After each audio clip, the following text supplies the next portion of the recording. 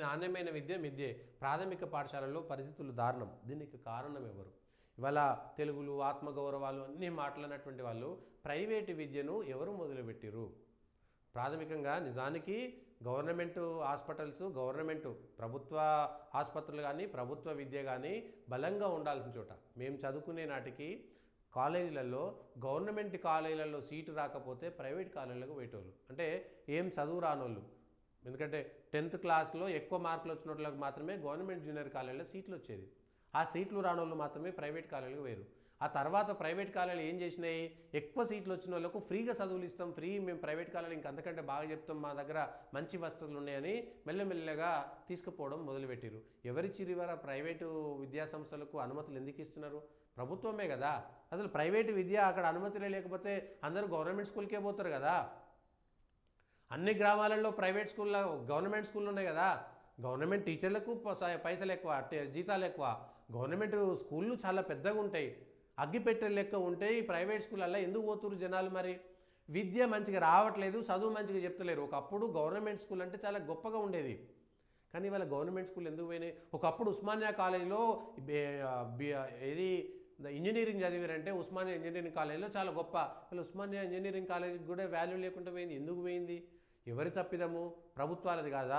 ప్రభుత్వానికి సంబంధించి ఈ ప్రభుత్వ పాఠశాలలో బాగుపడాలంటే గవర్నమెంట్ టీచర్ల పిల్లలు గవర్నమెంట్ స్కూళ్ళని చేర్పించాలని ఒక జీవో తీసుకురండి. దమ్ముందా? గవర్నమెంట్లో ఉండేటువంటి వాళ్ళు ఎమ్మెల్యేలు, ఎంపీలు, మీ పిల్లలందరూ కూడా గవర్నమెంట్ స్కూళ్ళని చదవాలని కనీసం 10వ తరగతి దాకానైనా గవర్నమెంట్ విద్యని అందించండి.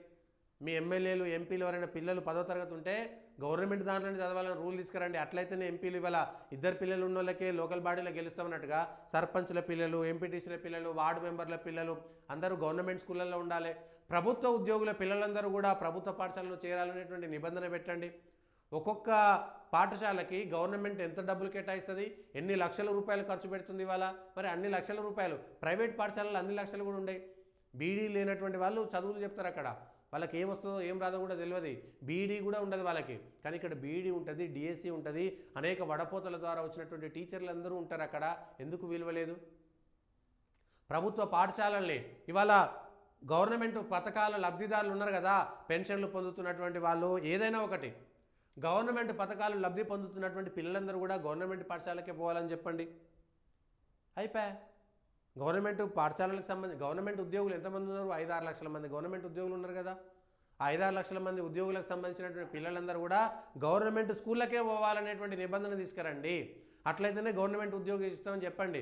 ఎట్లయితే పోలీస్ కేసులు లేకుండా ఉంటేనే ఇస్తామని చెప్తున్నారో, ఇవాళ ఎస్ఐలు, ఈ పోలీస్ విభాగం కానీ ఏ విభాగం కానీ గవర్నమెంట్ ఉద్యోగము, గవర్నమెంట్ సంబంధించినటువంటి అవుట్సోర్సింగ్లోనూ కాంట్రాక్టర్ ఉద్యోగులు అందరూ కూడా గవర్నమెంట్ స్కూళ్ళకి పంపించండి. ఐఏఎస్లు, ఐపీఎస్లతో సహా అందరూ గవర్నమెంట్ స్కూళ్ళకే పంపించండి, అయిపోయా. ప్రతి స్కూలు చాలా పకడ్బందీగా ఖచ్చితంగా ఉంటుంది. ఎందుకు ఇన్ని గురుకులాలు పెంచుతున్నారు? ఎందుకు ఇన్ని సోషల్ వెల్ఫేర్ పెంచుతున్నారు? ఏదో అనాథలు ఉంటారు, వాళ్ళు వేరే విషయం. ప్రతి ఊర్లో స్కూల్ ఉన్న తర్వాత వాడు ఆ స్కూల్లోనే చదువుకుంటాడు కదా. 1-2 కిలోమీటర్లు పిల్లలు చదువుకొని పోయేస్తుంటారు. ఏదో అంగవైకల్యం ఉన్న వాళ్ళు తప్ప మిగిలినటువంటి వాళ్ళందరూ ఆ స్కూల్లోనే చదువుకుంటారు, ఆ ఊర్లోనే పెరుగుతారు, ఆ ఊరు కూడా బాగుపడుతుంది, గ్రామాలు బాగుపడతాయి. ఇవాళ ఎందుకు ఇవాళ ప్రైవేట్ పాఠశాలలకు పోవాల్సినటువంటి దుస్థితి ఎందుకు వచ్చింది ఇవాళ? ఒకప్పుడు ప్రైవేట్ పాఠశాలలు చెప్పాలంటే, ప్రైవేట్ పాఠశాలలు పంపాలంటే వేస్ట్ అనుకునేటువంటి వాళ్ళు ఇవాళ అవే గొప్ప ఎందుకు అవుతున్నాయి? ప్రభుత్వం దగ్గర చిత్తశుద్ధి లోపించింది. ప్రభుత్వము పట్టించుకోవడం మానేసింది. ప్రైవేటు పాఠశాలల్లో ఉండేటువంటి వాళ్ళందరూ కూడా ఇవాళ ఎమ్మెల్యేలు, ఎమ్మెల్సీలు గెలిచేట వాళ్ళందరూ కూడా ప్రైవేటు స్కూళ్ళు ఓనర్లే ఉన్నారు కదా. వాళ్ళే గెలిచిన తర్వాత వాళ్ళు వాళ్ళ స్కూళ్ళ కోసం ఆలోచిస్తారు తప్పితే నీ గవర్నమెంట్ స్కూళ్ళ కోసం ఎందుకు ఆలోచిస్తారు? ప్రాథమిక విద్య, ప్రాథమిక వైద్యాన్ని కూడా ఇవాళ అంగడి పాలు చేసినాయి ప్రభుత్వాలు కాదా? ఏ ప్రభుత్వం అయినా పర్లేదు, 40-50 సంవత్సరాలుగా ఉన్నటువంటి ప్రభుత్వాలే కదా నాశనం చేసింది.